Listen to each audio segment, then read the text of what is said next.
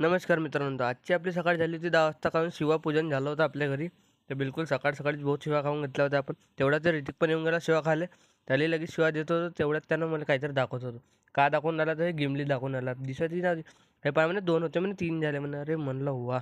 तूच हे करू शकते म्हणलं कामं. नंतर आम्ही निघून गेलो कणांसाठी. कणांमध्ये जाता जाता आम्हाला एक गोली भेटली रस्त्यामध्ये. गोली बहुत सपाट्यानं पडते बरं का. तेवढ्यातच कणांना काहीतरी चालू आहे सांगतो समोर तुम्हाला. ऋतिक बी पुरा हनी सिंग सारखे कसे उभे केले होते लेका, एकटा चष्मा लावते. तेवढंच येऊन गेलो बहिणीच्या घरी. ते गोली पाहा ना कशी दाखव दाखव खात होती.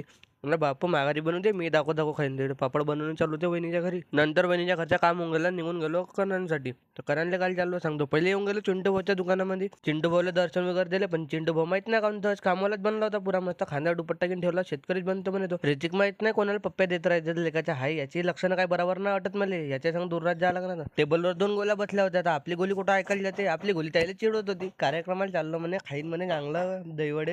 या लेकाच्या पण नुसतं चिडत होते. तेवढ्यातच आपल्याला आईसभाऊ दुकानवाले भेटले. एकदम भाऊ तर टॉप टिप पण झाला होता. एकदम ऑर्डरच देत होता. तेवढ्यातच आपल्याला सर्वजण भेटून गेले. रोहित भाऊ भेटून गेला आणि कनन क्लबवाले साहेब भेटून गेले. आपली गोली कुठं ऐकायला जाते. कार्यक्रम चालू व्हायचा होता. पहिले खायचं पाहू म्हणे. म्हणलं चल खाली बा. तर लेकाच्या यायला वापस पाठवलं इथून, लवकर जा म्हणे इथून. तेवढ्यातच हा पानवाला आला.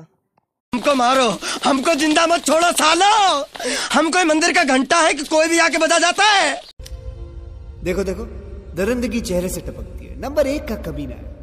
नंतर योगेश भाऊ योंगोला टीका लागाले. तर तेवढ्यात भाऊजी बी बसले होते. भाऊजीला म्हणलं किती पैसे मागून, तर भाऊजी माकडे पाहून हसत होते. का पैसे मागते म्हणे, जाऊ दे म्हणे गरीब आहे म्हणे.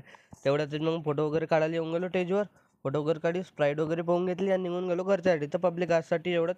भेटू नेक्स्ट ब्लॉगमध्ये.